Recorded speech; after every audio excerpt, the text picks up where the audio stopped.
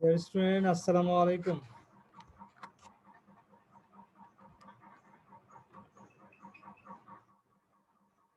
আসসালামু আলাইকুম, তোমরা আমাকে শুনতে পাচ্ছ? জি স্যার, আসসালামু আলাইকুম স্যার। আসসালাম।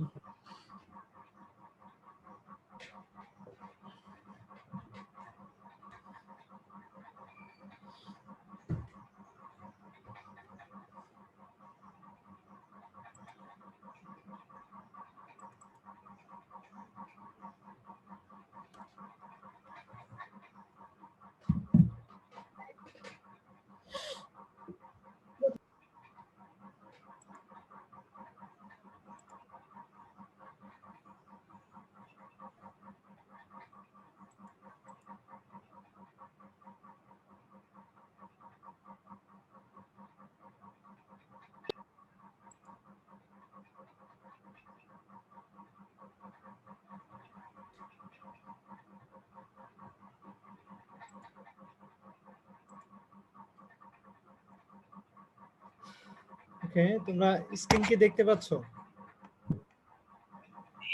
জি স্যার। ওকে। তো ওকে ডিয়ার স্টুডেন্ট, সবাই কেমন আছো? ঈদ মোবারক।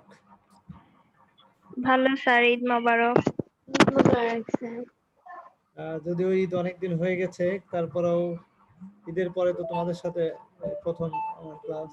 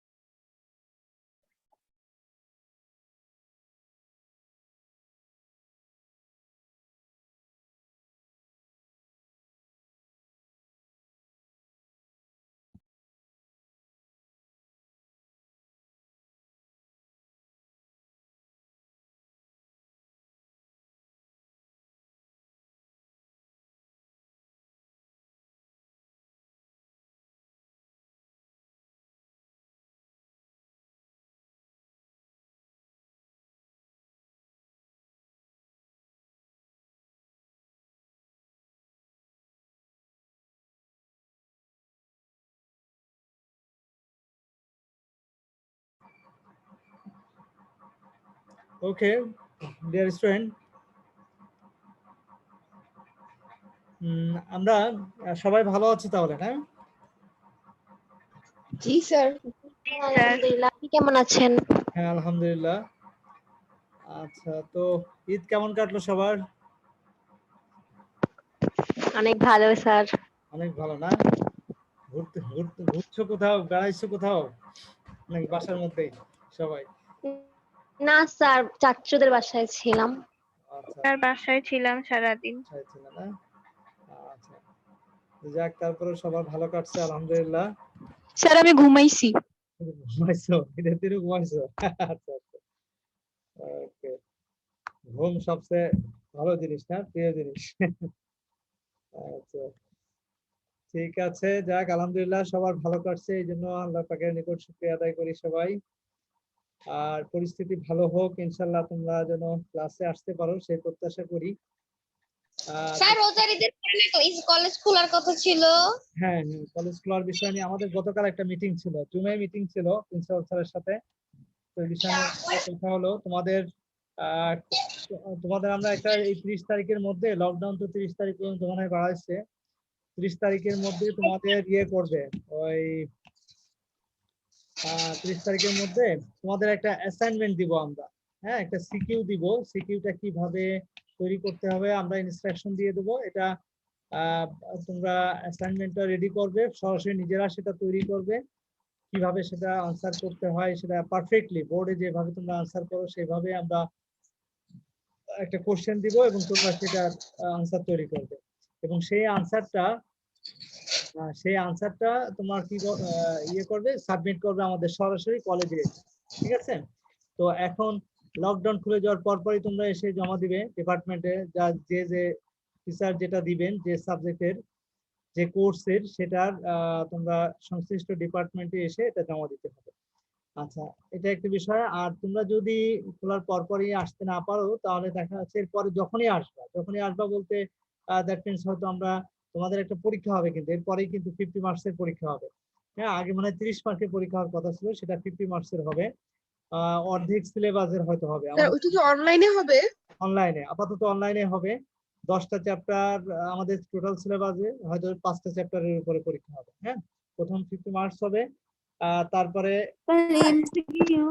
কিছুদিন পরে আবার এটা আবার বাকি 5টা চ্যাপ্টারের উপর হবে। যেহেতু আমাদের মোটামুটি অলমোস্ট প্রায় সবগুলো বিষয়েরই সিলেবাস প্রায় শেষ। ফার্স্ট ইয়ারের যে স্যার এই সিলেবাস, এক্সামটা কি জুনে নেওয়া হবে?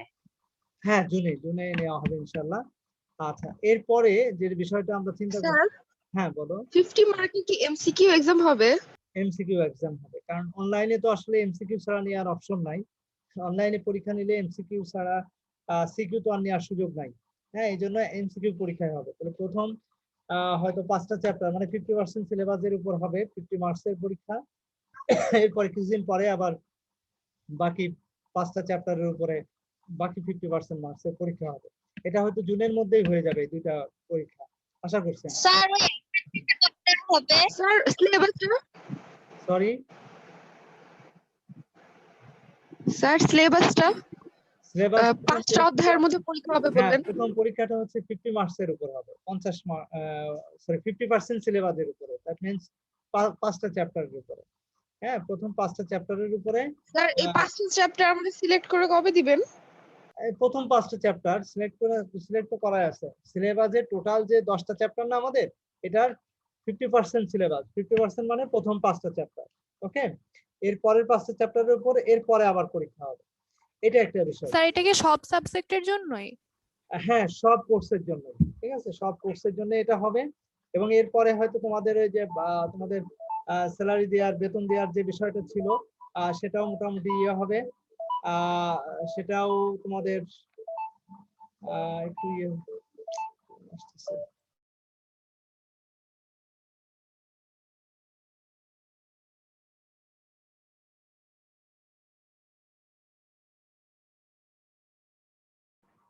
ওকে, তো যেটা বলছিলাম আমরা, তো প্রথম 5টা চ্যাপ্টারের উপরে হবে 50 মার্কের পরীক্ষা। এরপরে আবার 5টা চ্যাপ্টারের উপরে আবার 50 মার্কের পরীক্ষা হবে। ওকে, তো সেই পরীক্ষাটা, এই প্রথম পরীক্ষাটা অবশ্যই জুনের মধ্যেই হবে। এবং তোমাদের নিশ্চয় মনে আছে, তোমাদের যে বেতন দেওয়ার একটা ইয়ে ছিল 5 তারিখে সম্ভবত গত ইসের, তো সেটা তো আসলে আমরা ইয়ে করতে পারি নাই। তো সেই ডেটটাও আমরা তোমাদের পরীক্ষার আগে ইনশাল্লাহ থাকবে, লকডাউনটা খুলে যাওয়ার পরপরই। তো তোমরা সেটা সে সময় তোমরা এসে তোমরা তোমাদের যার যা ডিউ আছে সেগুলো তোমরা পেমেন্ট করবে। আর এরপরই তোমাদের ওই 50 মার্কের উপর পরীক্ষা হবে। ওকে, তো এটা একটা বিষয়। আরেকটা বিষয় হচ্ছে যে আমরা চিন্তা করছি, দেখা যাক। স্যার কলেজের অফিস কি খোলা আছে? হ্যাঁ হ্যাঁ, কলেজের অফিস না এখনো পর্যন্ত ওইভাবে খোলা নাই, কারণ যেহেতু লকডাউন, তো লকডাউন থাকলে আসলে ওইভাবে খোলা থাকে না। যেমন 20 তারিখে মোটামুটি অফিস খোলা ছিল। 20 তারিখে সবাই আসছিল, আমাদের প্রিন্সিপাল স্যাররাও আসছিল, আমরাও গিয়েছিলাম। ওই দিনে যে এইচএসসি যারা পাস করছে, যারা মেডিকেল বা বিভিন্ন জায়গায় ইয়ে করছে, তাদের টেস্টিমোনিয়াল বা অন্যান্য যে ইয়ে দেওয়ার একটা বিষয় ছিল, তো সেটার কারণে আমরা আসছিলাম। আচ্ছা, তো এখন যে বিষয়টা সেটা হচ্ছে যে হয়তো সামনের সপ্তাহ থেকে কিছুটা শিথিল থাকবে, মানে কিছু অফিস করা শুরু করবে। হয়তো দেখা যাচ্ছে কাল পরশু থেকে হয়তো মোটামুটি কম বেশি এরকম শুনলাম, বাট শিওর না, যেহেতু লকডাউনটা এখনো চলছে। 30 তারিখ পর্যন্ত ইয়ে করছে। এরপরে যেটা হবে সেটা হচ্ছে 30 তারিখের পরে, 30 তারিখের পরে আমাদের যে কাজটা করতে হবে সেটা হচ্ছে হয়তো বা লকডাউন আর থাকবে না, মেবি, আমরা আশা করছি। তো তখন আমাদের কলেজ খোলার বিষয়টা নিয়ে, প্রক্রিয়া নিয়ে মোটামুটি কাজ চলবে। এবং সরকারও বা কলেজ খোলার ব্যাপারে উদ্গ্রীব, আশা করি খুব শীঘ্রই খুলে যাবে। হয়তো জুন মাসে যদি নাও খুলে, জুলাই মাসের 1 তারিখ থেকে ইনশাল্লাহ খুলে যাবে, এরকমই আমরা একটা পূর্বাভাস পেয়েছি। জুন মাসটা টোটালি প্রিপারেশন নিতে থাকবে। যে সমস্ত শিক্ষকরা এখনো টিকা নেয়নি বা অন্যান্য কলেজের ইয়েটা, এই সব কিছু মিলে দেখা যাচ্ছে যে একটা ইয়ে থাকবে আর কি। হ্যাঁ, তো সে কারণে সে কারণে দেখা যাচ্ছে যে তোমার জুন মাসটা মোটামুটি টোটাল প্রিপারেশন থাকবে এবং জুলাই 1 তারিখ থেকে হয়তো খুলে যাবে এবং সেই ক্ষেত্রে বেশি অগ্রাধিকার থাকবে ক্লাসের, সেটা হচ্ছে যারা এবার পরীক্ষার্থী তাদের বেশি বেশি বেশি ক্লাস থাকবে এবং তোমরা যারা ফার্স্ট ইয়ার তাদের হয়তো সপ্তাহে 1টা বা 2টা ক্লাস থাকবে, এরকমই একটা মোটামুটি প্রিপারেশন। জাস্ট এটা কিন্তু সবই পূর্বাভাস, মোটামুটি একটা প্ল্যান আর কি তোমাদেরকে আগে থেকে জানালাম যে তোমাদের সপ্তাহে হয়তো 1টা 2টা ক্লাস থাকবে এবং ইয়েদের হয়তো 5 দিন বা 6 দিনই মোটামুটি ক্লাস থাকবে যারা সেকেন্ড ইয়ারে আছে, কারণ ওদের তো ক্লাসটা বেশি করানো দরকার যেহেতু খুবই কম সময় পাবে ওরা, সে কারণে। তো এনিহাও তারপরেও মোটামুটি ধরে রাখো যে জুলাই মাসের 1 তারিখ থেকে ইনশাআল্লাহ কলেজ মোটামুটি ভাবে খুলে যাবে ইনশাআল্লাহ, ঠিক আছে? সেরকমই প্ল্যান করে আগানো হচ্ছে, বাকি আল্লাহ পাকের ইচ্ছা আর কি। ওকে, আর তোমাদের এর মধ্যে জুন মাসে একটা পরীক্ষা হবে, সেই পরীক্ষাটা হচ্ছে তোমার এই লকডাউনটা জাস্ট চলে যাওয়ার পরপরই সব ঘোষণা নোটিশ তোমরা পেয়ে যাবে, ওয়েবসাইটে পাবে, তোমাদের গ্রুপে পাবে, ইনশাআল্লাহ সবই আমরা দিয়ে দেবো যথাসময়ে। তবে তোমরা প্রিপারেশন নিতে থাকো, হ্যাঁ, প্রথম 5টা চ্যাপ্টার উপর প্রিপারেশন নিতে থাকো। আর হচ্ছে আমরা একটা সিকিউ দিব, সেই সিকিউটা দেখে আমরা হয়তো সামনের সপ্তাহে দিয়ে দিব, কারণ এটা পুরো ডিপার্টমেন্টে একই কোশ্চেন দিতে হবে আর কি, সব সেকশনে সবার আর কি, যাতে এটা ইয়েটা থাকে, সিমিলারিটি থাকে সেজন্য। তো আমরা সেটার একটা স্ট্যান্ডার্ড কোশ্চেন দিয়ে সেটার আনসারটা তোমরা তৈরি করবে এবং সেটা সরাসরি হাতে লেখা এটা সাবমিট করতে হবে, হ্যাঁ, ডিপার্টমেন্টে স্যার করতে হবে। হ্যাঁ বলো। আমাদের অ্যাসাইনমেন্টের জন্য বেশি করে টাইম দিয়েন। হ্যাঁ, বেশি করে টাইম পাবা, 1 সপ্তাহ তো পাবাই। একটা সিকিউ থাকবে, শুধু একটা সিকিউ তোমাদের আনসার তৈরি করতে হবে, ঠিক আছে? একটা সিকিউ প্রত্যেকটা সাবজেক্ট আলাদা আলাদা করে। আলাদা আলাদা করে, হ্যাঁ এক্স্যাক্টলি। মার্কেটিং এর জন্য শুধু একটা সিকিউ তুমি তৈরি করবে, হ্যাঁ, রেডি করবে। ঠিক একই ভাবে ম্যানেজমেন্টে একটা, অ্যাকাউন্টিং এ একটা, ফিনান্সে একটা। তাইলে স্যার একটা হবে তো অনেক কঠিন হবে মনে হচ্ছে। কঠিন মানে বোর্ড স্ট্যান্ডার্ড, আরে একটা কি 5টা অধ্যায়ের উপরে হবে? বোর্ড স্ট্যান্ডার্ড হবে আর কি, ইনশাআল্লাহ বোর্ডে যেরকম কোশ্চেন আসে ঠিক সেরকমই হবে, এবং তোমরা সেটা সুন্দরভাবে আনসার করবে, বোর্ডে যেরকম সুন্দর করে তোমরা আনসার করে যাতে 10 পেতে পারো, সেরকম একটা বিষয় মাথায় রেখে তোমাদের সেটার আনসারটা তৈরি করবে, ঠিক আছে? ওকে, তো ওকে ডিয়ার স্টুডেন্ট, তো এই ছিল মোটামুটি আমাদের একটা। স্যার আমাদের এক সাবজেক্টের জন্য 1 সপ্তাহ সময় দেওয়া হবে। হ্যাঁ, মোটামুটি ভাবে 1 সপ্তাহ সময় পাবা। 1 সপ্তাহ বলতে আমরা প্ল্যান করছি যে লকডাউন খোলার পরপরই, আর আমাদের ইয়েটা ছিল, টার্গেটটা ছিল যে কোশ্চেনটা তোমাদের এর মধ্যেই দিয়ে দিব আমরা। এর মধ্যেই হচ্ছে এর মধ্যে বলতে যেমন তোমাদের সাথে আমার কালকে ক্লাস আছে, কালকে হয়তো দিতে পারবো না কারণ এটা করতে রেডি করতে হবে। তো এর মধ্যে যদি আমরা রেডি করতে পারি, যাক সমস্যা নেই, যদি সেটা 2-1 দিন পরেও হয় কোনো সমস্যা নেই, আমি তোমাদের গ্রুপে সেটা দিয়ে দেবো, অ্যাসাইনমেন্ট দিয়ে একটা নোটিশ আকারে সেটা দিয়ে দেবো, ঠিক আছে? তো ক্লাস হওয়া লাগবে না, স্যার গ্রুপে দিলে তো সবাই পাবে। স্যার এমনি কলেজ কবে খুলবে? সেটা তো বললাম, কলেজ এমনি কলেজ বলতে কি বোঝাচ্ছ, মানে অফিস না? রেগুলার কলেজের কথা বলতেছে। হ্যাঁ, রেগুলার কলেজের কথাই তো আমরা বললাম যে জুলাই মাসের 1 তারিখ থেকে ইনশাআল্লাহ। কোশ্চেনটা কবে দেওয়া হবে, আমরা সাবমিট করব কবে? অ্যাসাইনমেন্ট স্যার যেমনি লকডাউন বাড়াইতেছে পরে বাড়ায় দিলে পরে। আচ্ছা, আশা করি তোমরা দোয়া করো ইনশাআল্লাহ যেন পরিবেশ পরিস্থিতি সবকিছু ভালো থাকে, এটা জাস্ট স্যার পূর্বাভাস, ইনশাআল্লাহ এরকমই প্ল্যান করা হচ্ছে, বাকিটা আল্লাহ পাকের ইচ্ছা আর কি। স্যার বলো। স্যার আমাদের যে সিকিউটা হবে ওইটা কি 5টা অধ্যায়ের উপরেই না? এমসিকিউ সিকিউ দুইটাই যে এক্সামটা দিব? হ্যাঁ, পরীক্ষা যেটা দিবা সেটা আসলে অনলাইনে হবে, তো পরীক্ষাটা অনলাইনে, পরীক্ষাটা আসলে এমসিকিউ ছাড়া নেওয়ার আসলে সুযোগ কম, হ্যাঁ, কারণ সিকিউ কোশ্চেন গুলো আসলে অনলাইনে নেওয়া টাফ ব্যাপার, এটা সম্ভব হবে না। সিকিউ পরীক্ষা আমরা পরবর্তীতে যখন স্যার ওইটা তো বুঝলাম, মানে স্যার বললাম যে সিকিউটা যে দিব ওই প্রথম 5টা অধ্যায়ের উপরেই হবে না কোশ্চেনটা? প্রথম 5টা চ্যাপ্টারের উপর হবে, এক্স্যাক্টলি। হ্যাঁ, তোমরা যে এমসিকিউ পরীক্ষাটা দিবে সেটা হচ্ছে প্রথম 5টা চ্যাপ্টারের উপরে, ঠিক আছে? আর সিকিউ যেটা আমরা অ্যাসাইনমেন্ট দিব সেটা কোশ্চেনটাই আমরা দিয়ে দেবো তোমাদেরকে, ঠিক আছে? তোমাদেরকে সেটা আমরা কোশ্চেনটাই দিয়ে দেবো, সে গ্রুপে তোমরা পেয়ে যাবা, হ্যাঁ। এবং সাবমিট করার বিষয়টা হচ্ছে যে লকডাউন খোলার পর এটা তোমরা তোমাদের সুবিধাজনক সময়ে তোমরা এসে ডিপার্টমেন্টে জমা দিবে, ঠিক আছে? এটা একটা বিষয়। আরেকটা স্যার বিষয়, এইটা কি আমাদের semester first semester? First semester তোমরা এমসিকিউ যে পরীক্ষাটা দিবে সেটা তো ফার্স্ট সেমিস্টার এমসিকিউর উপরে হচ্ছে, ঠিক আছে? আর কলেজ যখন খুলবে তখন আমরা কিন্তু এই পরীক্ষা তো হলোই, হ্যাঁ, এরপরে কিন্তু আলটিমেটলি আমাদের খোলার পর আমরা আবার কিন্তু পরীক্ষা নিব, বুঝতে পারছো? আমরা আবার পরীক্ষা নেব। একটু প্লিজ জাস্ট লাইনে থাকো তোমরা, আমার ল্যাপটপের চার্জারটা একটু লাগাইতে হবে। হ্যাঁ, চার্জটা হঠাৎ করে ভুলে গেছি।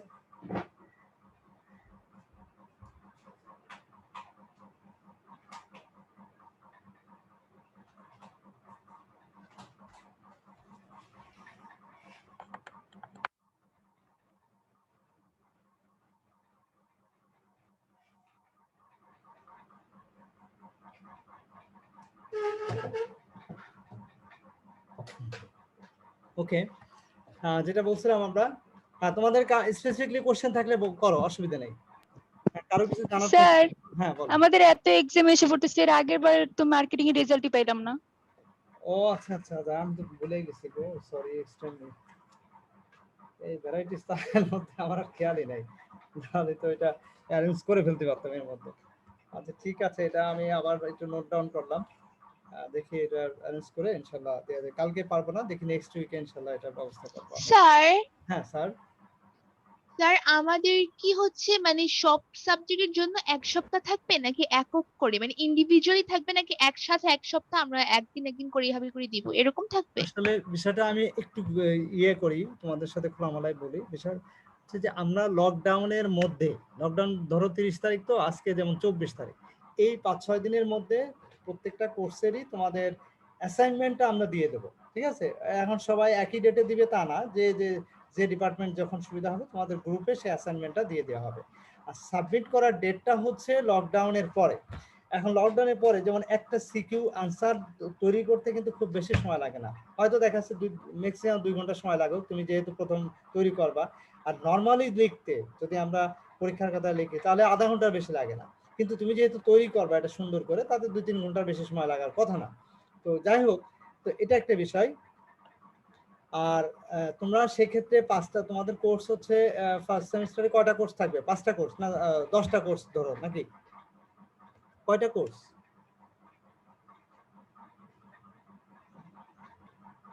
তোমাদের কয়টা বিষয় ফার্স্ট ইয়ারে পড়ছো তোমরা? 7টা। 7টা? জি স্যার 7টা। জি স্যার। তো 7টা কোর্সে ধরো 7টা কোশ্চেন থাকবে, তো 7টা কোশ্চেনের আনসারটা তৈরি করতে খুব বেশি সময় লাগবে না। আচ্ছা তারপরও ডেডলাইনটা আমি বলি, তোমাদের ডেডলাইনটা এমন কোনো ইয়ে নাই যে তোমরা অমুক দিনেই জমা দিতে হবে। এক্ষেত্রে একটু রিল্যাক্স থাকবে। রিল্যাক্সটা হচ্ছে এরকম যে তোমরা লকডাউন খোলার পরে তোমরা তোমাদের সুবিধাজনক সময়ে তোমরা এটা জমা দিয়ে যাবে ডিপার্টমেন্টে। এখন সবাইকে একই দিনে জমা দিতে হবে তাও না, এটা কিছুটা রিল্যাক্স থাকবে, যেহেতু আসলে এই পরিস্থিতির কারণে আমরা একদিনেই যে সবাই আসবে সেরকম না। হ্যাঁ, তোমরা তোমাদের সুবিধাজনক সময় ডিপার্টমেন্ট খোলা থাকবে, ডিপার্টমেন্টে এসে ডিপার্টমেন্টের হেড অফ দ্য ডিপার্টমেন্ট হোক, যার যেটা অ্যারেঞ্জমেন্ট থাকবে সেটা জমা নেওয়া, অ্যাসাইনমেন্টস জমা নেওয়ার এটা ব্যবস্থা থাকবে, যে যে ডিপার্টমেন্টে সেই ডিপার্টমেন্টে জমা দিবে। আচ্ছা এটা একটা বিষয়। আরেকটা বিষয় হচ্ছে যে তোমরা এরপরেও যদি না পারো, লকডাউন খোলার পরও যদি তোমরা আসতে না পারো, এরপরে তোমরা যেদিনই কলেজে আসবে এমন হতে পারে যে তোমাদের আমাদের যে তোমাদের যে বেতন দেওয়ার যে ডেটটা, সেই ডেটটা কিন্তু আমরা ওই সময় তো লকডাউনের কারণে পিছাই গেল, ওটা তো এখন আবার নতুন করে ফিক্স আপ করতে হবে। তো সেই ডেটটাও কিন্তু তোমাদের সামনেই হয়তো কয়েকদিন পরে এটা থাকবে, কারণ তোমাদের এই 50 মার্কসের যে পরীক্ষাটা, সেই পরীক্ষার আগেই কিন্তু তোমাদের বেতন বা বকেয়া যেটা আছে সেগুলো কিন্তু পরিশোধ করতে হবে। তো সেক্ষেত্রে কিন্তু তোমাদেরকে কলেজে আসতেই হবে হয়তো সেক্ষেত্রে, তো তখন তোমরা জমা দিলেও হবে। এটা নিয়ে এতটা মানে হার্ড লাইনে আমরা যাচ্ছি না যে অমুক দিনেই তোমাদেরকে জমা দিতে হবে, যেহেতু করোনা পরিস্থিতির কারণে আমরা যতটা সম্ভব রিল্যাক্সের মাধ্যমেই বা তোমরাও যাতে মানে জিনিসটা কঠিন না হয়ে যায় তোমাদের জন্য, এই বিষয়গুলো মাথায় রেখে আমরা কিছুটা রিল্যাক্সে ভাবেই তোমাদেরকে এটা আমরা সময় দিব। সে কারণে অতটা ইয়ে হওয়ার দরকার নেই, উদ্গ্রীব হওয়ার কিছু নেই, ঠিক আছে, টেনশনের কিছু নেই, তবে তোমরা রেডি করে রাখবে, এটা হচ্ছে বিষয়। স্যার হ্যাঁ বলো। স্যার স্যার কোন কোন কলেজে তো স্যার ইয়েতে উঠে দিবে, জুলাইতে সেকেন্ড ইয়ারে উঠাই দিবে, আমরা কবে উঠবো সেকেন্ড ইয়ারে?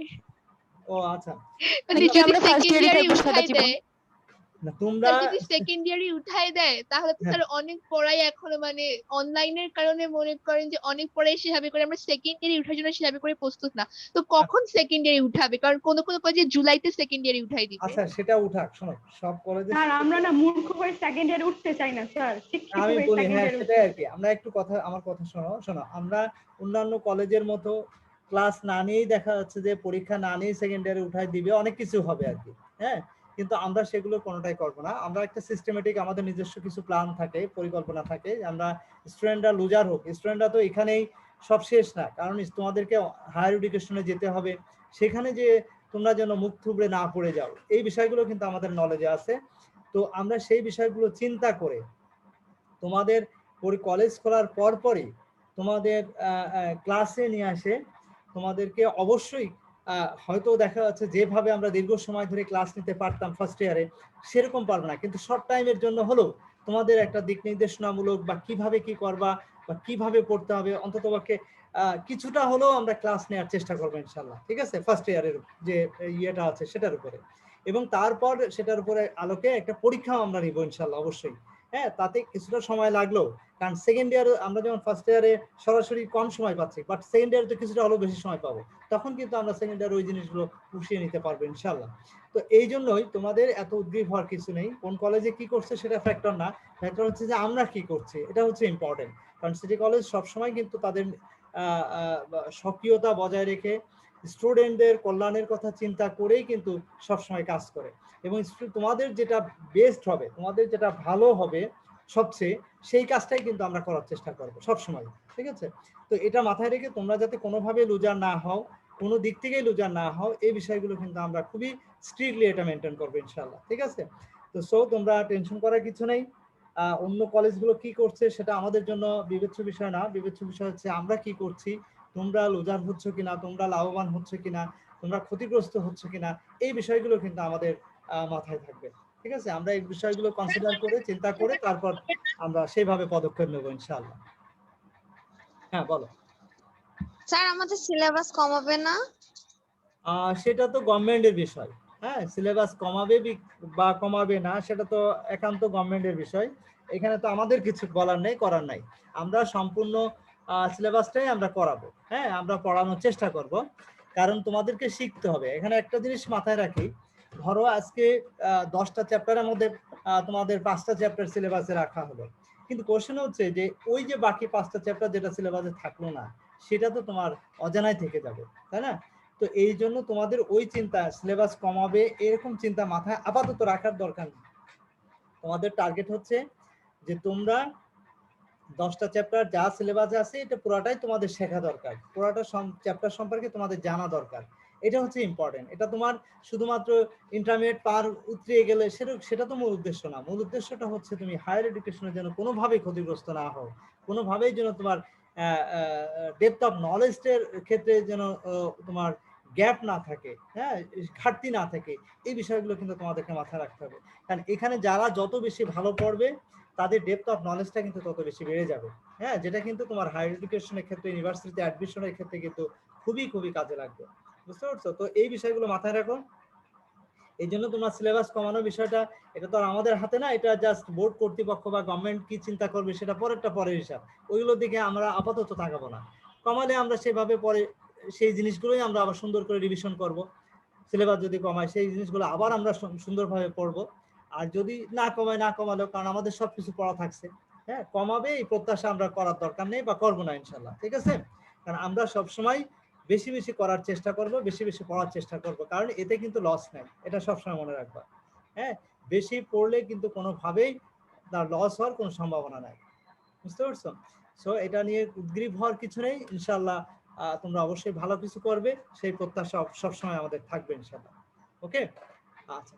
আর কারো কোনো কোশ্চেন না থাকলে আমরা আমাদের আজকের কিছু আলোচনা আছে সেগুলো আলোচনায় আমরা চলে যাবো ইনশাল্লাহ।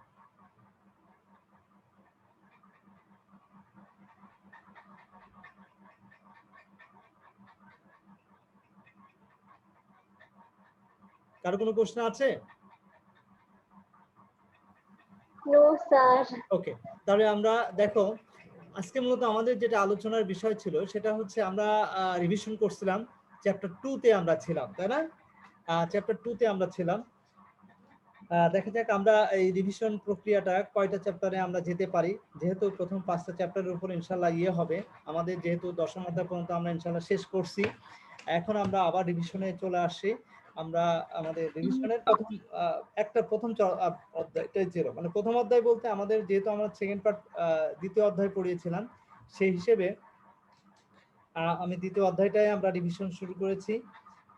প্রয়োজনে আমি প্রথম অধ্যায়টাও আবার আমি রিপিট করবো, আমি বলেছিলাম মনে হয়। তো এটা শেষ হলে আমি দরকার হলে প্রথম অধ্যায়টা আবার পড়াবো ইনশাআল্লাহ। ওকে, আচ্ছা আমার সাথে পড়াই কি কে পড়াই যেন? আয়েশা আক্তার। জি জি স্যার। ওকে, তো ফার্স্ট চ্যাপ্টার তো পড়াইছে, উনি কোন চ্যাপ্টারে আছে এখন?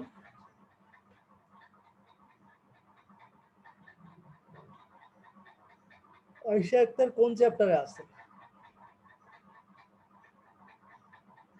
স্যার উনি চ্যাপ্টার 9 এ আছেন। চ্যাপ্টার 9 এ আছে না, ওনার লাস্ট চ্যাপ্টার আর কি। ওকে, ঠিক আছে, অসুবিধা নেই। আমি দেখি তোমাদের তারপর 1 নম্বর চ্যাপ্টারটা আমি তোমাদেরকে একটু আমি নিজের মতো করে পড়ানোর চেষ্টা করব একটু।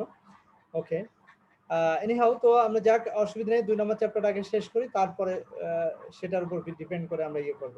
তো তোমাদের এই পরীক্ষার আগে যেন আমরা আবার ইয়ে করতে পারি, সবগুলো 5টা চ্যাপ্টার অন্তত যাতে রিভাইজ হয়ে যায়, সেই টার্গেট আমাদের থাকবে। তোমরা এই রিভিশনের সময় কিন্তু খুব সিরিয়াসলি এটা পড়াশোনা করবে ইনশাআল্লাহ, ঠিক আছে?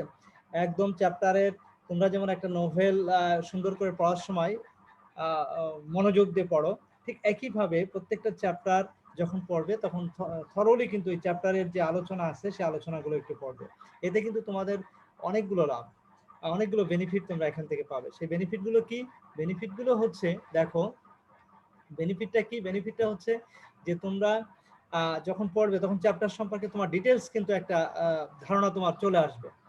তখন তোমার এমসিকিউ কোশ্চেন এখান থেকে যায় আসুক না কেন, তখন তুমি কিন্তু আনসার করতে পারবে।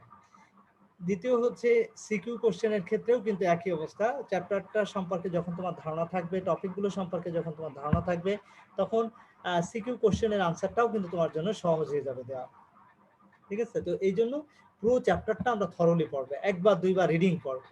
খুব বেশি বড় চ্যাপ্টার না, তো আমরা একটু মনোযোগ দিই। যদিও এটা তোমার হয়তো চ্যাপ্টারের আলোচনাগুলো উপন্যাস পড়লে যেমন মজা পাও, সেরকম মজা তুমি পাবে না, কিন্তু তারপরে মজাটা খুঁজে নিতে হবে তোমাকে। দেখবা অনেকেই পড়াশোনা করতে তার ভালো লাগে, আবার অনেকেই বিরক্ত লাগে। তো এখন কোশ্চেন হচ্ছে যে সবকিছুর মধ্যেই কিন্তু মজা আছে, আবার অনেকেই দেখবে উপন্যাস পড়তেও ভালো লাগে না। কিন্তু কোশ্চেন হচ্ছে যে সবকিছুর মধ্যেই কিন্তু একটা ইন্টারেস্ট আছে, যেটা তোমাকে খুঁজে নিতে হবে, ভালো লাগা তৈরি করতে হবে, এবং তাহলেই কিন্তু দেখবা ইনশাল্লাহ সেটা তোমাদের জন্য ভালো হবে। তো এই জন্য টেক্সট বই যখন তুমি পড়বে তখন সেই ভালো লাগাটা তুমি তৈরি করে নেবে, পড়তে তোমার ভালো লাগবে। কিন্তু যখন তুমি বারবার পড়বে একই জিনিস, তখন দেখবে তোমার ভিতরে সেই পড়ার যে অভ্যাসটা সেটা কিন্তু তৈরি হয়ে যাচ্ছে, এবং তখন তুমি দেখবে তখন তোমার পড়তে আর খারাপ লাগছে না। কিন্তু হঠাৎ করে পড়তে গেলে ভালো লাগবে না, এটা স্বাভাবিক, কিন্তু অভ্যাসটা তৈরি করতে হবে আমাদের। ওকে, আচ্ছা যাই হোক, তো আমরা যেটা ইয়ে করছিলাম, দেখো আজকে ক্লাসে মূলত যে বিষয়টা আমরা আলোচনা করার চেষ্টা করব, অল্প সময় আছে আমাদের হাতে, 10 মিনিটস, ইনশাআল্লাহ 10 মিনিটসে আমরা এটা আলোচনা শেষ করতে পারবো। যেমন ধরো সৃজনশীল প্রশ্ন এবং এর নমুনা উত্তর আমরা জানবো, আর সৃজনশীল প্রশ্ন থেকে উত্তর তৈরির পদ্ধতি কি, কিভাবে উত্তরটা তৈরি করা হবে সেটা নিয়েও আমরা মোটামুটি আলোচনা করব। এবং বাসায় তোমরা একটা নমুনা প্রশ্ন দেয়া থাকবে, সেটার উপর তোমরা একটা বাসায় সেটা তৈরি করবে। হ্যাঁ, কিভাবে তৈরি করবে, এটা কিন্তু অ্যাসাইনমেন্ট না, জাস্ট তোমরা তোমাদের শেখার জন্য এটা বলছি। অ্যাসাইনমেন্টের কোশ্চেনটা কি হবে সেটা আমি জানাই দেবো পরে, এইটা জাস্ট তোমাদের শেখার জন্য এই অধ্যায়ের কোশ্চেনটা। ওকে, তো ওকে ডিয়ার স্টুডেন্ট, তোমরা দেখো আমরা যে আজকের ক্লাসে যে সৃজনশীল কোশ্চেনটা নিয়ে আলোচনা করব সেটা হচ্ছে, উদ্দীপকটা একটু দেখো সবাই, এক্সকিউজ মি। মিস্টার রশিদ নারায়ণগঞ্জে একটি রপ্তানিমুখী গার্মেন্টস কারখানা গড়ে তোলেন। কারখানার উন্নত মানের পণ্য সামগ্রী উৎপাদিত হওয়ায় বিদেশে পণ্যের চাহিদা ব্যাপকভাবে বৃদ্ধি পায়, কিন্তু স্থানের অভাবে কারখানার আয়তন বৃদ্ধি করতে না পারায় যোগান বৃদ্ধি করতে পারছে না। আচ্ছা, তাহলে কি বলছে দেখো, স্থানের অভাবে কারখানার আয়তন বৃদ্ধি করতে না পারায় যোগান বৃদ্ধি করতে পারছে না। তাহলে আমরা একটু ভালো করে মনোযোগ সহকারে আরেকবার একটু পড়ি। মিস্টার রশিদ নারায়ণগঞ্জে একটি রপ্তানিমুখী গার্মেন্টস কারখানা গড়ে তোলেন। রপ্তানিমুখী কিন্তু এক্সপোর্ট ওরিয়েন্টেড। ওকে, আচ্ছা এখন দেখো, তো এক্সপোর্ট ওরিয়েন্টেড কারখানা গড়ে তুলছেন, কারখানায় উন্নত মানের পণ্য সামগ্রী উৎপাদিত হয়, বিদেশে পণ্যের চাহিদা ব্যাপকভাবে বৃদ্ধি পায়, কিন্তু স্থানের অভাবে কারখানার আয়তন বৃদ্ধি করতে না পারায় যোগান বৃদ্ধি করতে পারছেন না। ওকে, তাহলে দেখো এক্ষেত্রে কোশ্চেন কি কি আসছে, এটা ঢাকা বোর্ড 2016-তে এসেছিল। শ্রমের গতিশীলতা কি, মূলধন গঠনে সঞ্চয়ের ভূমিকা ব্যাখ্যা করো। গ, মিস্টার রশিদ উৎপাদনের কোন উপকরণের অভাবে পণ্যের যোগান বৃদ্ধি করতে পারছেন না, ব্যাখ্যা করো। এরপরে উদ্দীপকে মিস্টার রশিদের কাজ ও কর্মীদের কাজ এক নয়, তুমি কি একমত, যুক্তি সহকারে মতামত দাও। তো এই হচ্ছে 4টা কোশ্চেন। এই 4টা কোশ্চেনের আনসার আমরা তৈরি করব উপরে এই উদ্দীপকের আলোকে। শ্রম গতিশীলতা কি, এই কোশ্চেনের আনসারটা কিন্তু আমরা সরাসরি বই থেকে পেয়ে যাব। শ্রমের গতিশীলতা বলতে কি বুঝি আমরা সেটা। খ নম্বর হচ্ছে মূলধন গঠনের সঞ্চয়ের ভূমিকা। দেখো, সঞ্চয় থেকেই কিন্তু মূলধন হয়, এটা তো আমরা জানি। ইনকাম থেকে, মানুষের আয় থেকে সেভিংস হয়, আর সেভিংস থেকেই কিন্তু মূলধন গঠন হয়। অর্থাৎ সেভিং এর একটা নির্দিষ্ট অংশ আমরা পুনরায় বিনিয়োগ কাজে ব্যবহার করি, আর যে অংশটুকু এই যে পুনরায় ইনভেস্ট করছি, বিনিয়োগ করছি, সেটাই কিন্তু মূলধন। তো আলটিমেটলি তাহলে কি হলো, যে মূলধন গঠনের সঞ্চয়ের কি ভূমিকা সেটা নিশ্চয়ই বুঝতে পারছো। এটাই মোটামুটি সুন্দর করে গুছিয়ে ব্যাখ্যা করতে হবে। আর গ নম্বর কোশ্চেনটা হচ্ছে, দেখো, মিস্টার রশিদ উৎপাদনের কোন উপকরণের অভাবে পণ্যের যোগান বৃদ্ধি করতে পারছেন না। মিস্টার রশিদ উৎপাদনের কোন উপকরণের অভাবে পণ্যের যোগান বৃদ্ধি করতে পারছেন না, ব্যাখ্যা করো। কি বলছে, মিস্টার রশিদ উৎপাদনের কোন উপকরণের অভাবে পণ্যের যোগান বৃদ্ধি করতে পারছেন না, ব্যাখ্যা করো। তাহলে মিস্টার রশিদ কি হয়েছে, উৎপাদনের কোন উপকরণের অভাবে, হ্যাঁ, কোন উপকরণের অভাবে পণ্যের যোগান বৃদ্ধি করতে পারছেন না, সেটা ব্যাখ্যা করতে হবে। ওকে, তাহলে কি বলছে দেখো, তাহলে কিভাবে আমরা এটা আনসার করব, এটা কি তোমরা বুঝতে পারছো? কোন উপকরণের সাহায্যে মিস্টার রশিদ উৎপাদনের কোন উপকরণের অভাবে পণ্যের যোগান বৃদ্ধি করতে পারছে না, তার মানে এখানে কোন উপকরণের অভাব পড়ছে, উদ্দীপকটা একটু বলতে হবে। ভূমি না, কেন আমরা বুঝলাম যে এটা ভূমি হবে, ভূমি উপকরণের অভাবে, স্থানের অভাবে। তাহলে তোমার কাছে সেটা মনে হলো বলো তো? এই যে বলেই দিচ্ছে, কিন্তু স্থানের অভাবে কারখানার আয়তন বৃদ্ধি করতে না পারায়, তাই না? স্থানের অভাবে। তো স্থান মানে হচ্ছে, এখানে স্থান বলতে কি বোঝাচ্ছে, ভূমিকে বোঝানো হচ্ছে, তাই না? ভূমির যোগান তো লিমিটেড, আর ভূমি তার দেখা যাচ্ছে যে পর্যাপ্ত ভূমি না থাকার কারণে, আশেপাশে হয়তো সে যথেষ্ট ভূমি না পাওয়ার কারণে সে তার কারখানার আয়তন বৃদ্ধি করতে পারছে না। এর ফলে দেখা গেল কি হচ্ছে, যে সে তার মানে উৎপাদনের কোন উপকরণের অভাব, মানে এই ভূমি উপকরণের অভাবে সে তার যোগান বৃদ্ধি করতে পারছেন না। ওকে, মানে সাপ্লাইটা বাড়ানো সম্ভব হচ্ছে না, যদিও চাহিদা অনেক, বাট সাপ্লাই বাড়ানো তার পক্ষে সম্ভব হচ্ছে না। ওকে, এবার চলে আসো ঘ নম্বর কোশ্চেনে কি বলছে, উদ্দীপকে মিস্টার রশিদের কাজ ও কর্মীদের কাজ এক নয়, তুমি কি একমত, যুক্তি সহকারে মতামত দাও। তাহলে এখানে দেখো, মিস্টার রশিদ হচ্ছে মালিক, আর এখানে কর্মীরা কাজ করছে, উৎপাদনের কাজ, সরাসরি কারখানায় যে উন্নত মানের পণ্য সামগ্রী উৎপাদিত হচ্ছে, সেই উৎপাদনে কাজ করছে কর্মীরা, তাই তো? তো এখানে উৎপাদনে উদ্দীপকে মিস্টার রশিদের কাজ এবং কর্মীদের কাজ এক নয় বলা হচ্ছে, সরাসরি বলেই দিচ্ছে। তো তুমি কি এই অপিনিয়নের সাথে একমত কিনা, এই মতামতের সাথে তুমি একমত কিনা? যদি হয় একমত হও, তাহলে কেন একমত সেটা যুক্তি সহকারে তোমার মতামত দিতে হবে। আর যদি একমত না হও, তাহলে কেন একমত নয় সেটাও যুক্তি সহকারে ব্যাখ্যা করতে হবে। ওকে, তো নিশ্চয়ই বুঝতে পারছো তোমরা। তো এটার আনসারটা আমরা তৈরি করে দিয়েছি, দেখো একটু খেয়াল করে কিভাবে আনসারটা তৈরি করতে হবে, একটু খেয়াল করো। গ নম্বর কি বলে, 4টা কোশ্চেনের আনসার এখানে দিয়ে দেওয়া হয়েছে। ক নম্বর কোশ্চেনের আনসারটা কি হবে দেখো, জাস্ট এই যে শ্রমের গতিশীলতা হলো কোন শ্রমিকের এক এলাকা থেকে অন্য এলাকায় বা এক পেশা থেকে অন্য পেশায়, এক প্রতিষ্ঠান থেকে অন্য প্রতিষ্ঠানে গমন করাকেই মূলত শ্রমের গতিশীলতা বলে। তাহলে প্রথম কোশ্চেনটা ছিল শ্রমের গতিশীলতা কি। দ্বিতীয় কোশ্চেনটা ছিল কি, যে মূলধন গঠনের সঞ্চয়ের ভূমিকা।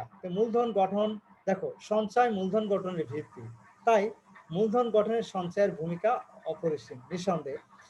সঞ্চিত অর্থ থেকে মূলধনী জিনিসপত্র ক্রয়ে বিনিয়োগ করা হলে তাকেই কিন্তু আমরা মূলধন বলি, যেটা আমরা একটু আগেই ব্যাখ্যা করেছি।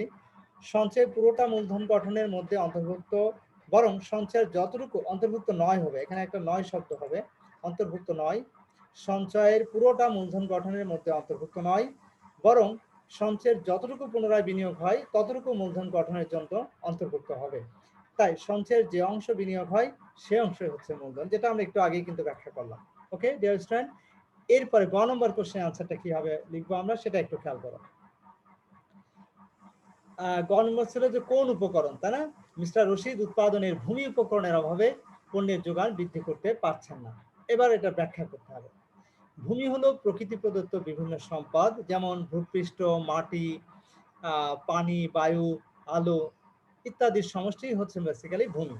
তো অর্থনীতির ভাষায় ভূমির আওতা কিন্তু অনেক ব্যাপক, যেমন হচ্ছে ভূমির উর্বর শক্তি, বায়ু, পানি, আলো, খনিজ সম্পদ, যেগুলো কিন্তু সবই কিন্তু ভূমিকে মূলত মেনটেন করে, ভূমিকে কেন্দ্র করে কিন্তু আবর্তিত হয়। এই সবই কিন্তু ভূমির অন্তর্ভুক্ত। ওকে, আচ্ছা, উদ্দীপক হতে এক্সকিউজ মি, মিস্টার রশিদ নারায়ণগঞ্জে একটি রপ্তানিমুখী গার্মেন্টস কারখানা গড়ে তোলেন। বিদেশে তার পণ্য সামগ্রীর চাহিদা ব্যাপকভাবে বৃদ্ধি পায়, কিন্তু স্থানের অভাবে তিনি আয়তন বৃদ্ধি করতে পারছেন না। এখানে স্থান হচ্ছে উৎপাদনের উপকরণ, ভূমির অভাব। কারণ ভূমি বলতে প্রকৃতি প্রদত্ত সকল সম্পদকে বোঝায় যা উৎপাদনের কাজে ব্যবহৃত হয়। সে কারণে ভূমির অভাবে মিস্টার রশিদ পণ্যের যোগান বৃদ্ধি করতে পারছেন না। অর্থাৎ ইচ্ছা থাকা সত্ত্বেও তার পক্ষে তোমার পণ্যের যোগান বাড়ানো সম্ভব হচ্ছে না, কারণ তার যথেষ্ট ভূমি না থাকার কারণে। ওকে, তো এই হচ্ছে গ নম্বর কোশ্চেনের আনসার। এবার ঘ নম্বর কোশ্চেনটা একটু খেয়াল করো। ঘ নম্বর কোশ্চেনটা ছিল যে মিস্টার রশিদের কাজ এবং কর্মীদের কাজ এক নয়, এই বিশেষ সাথে তুমি একমত কিনা? যদি একমত হও তাহলে কেন, আর না হলে কেন, সেটা ব্যাখ্যা করতে হবে। তো মিস্টার উদ্দীপকে দেখো, উদ্দীপকে মিস্টার রশিদের কাজ হলো মানসিক শ্রম আর কর্মীদের কাজ হচ্ছে কায়িক শ্রম। ওকে, তো সে কারণে আমি মনে করি যে উভয় পক্ষের কাজ আসলে এক নয়। একজন হচ্ছে মানসিক শ্রম দিচ্ছে, আর একজন হচ্ছে শারীরিক শ্রম দিচ্ছে, কায়িক শ্রম। তার মানে শ্রমিকরা সরাসরি কাজ করছে, আর মিস্টার রশিদ হচ্ছে তার ব্রেন দিয়ে, তার মেধা দিয়ে মূলত চিন্তা শক্তিকে প্রয়োগ করছে।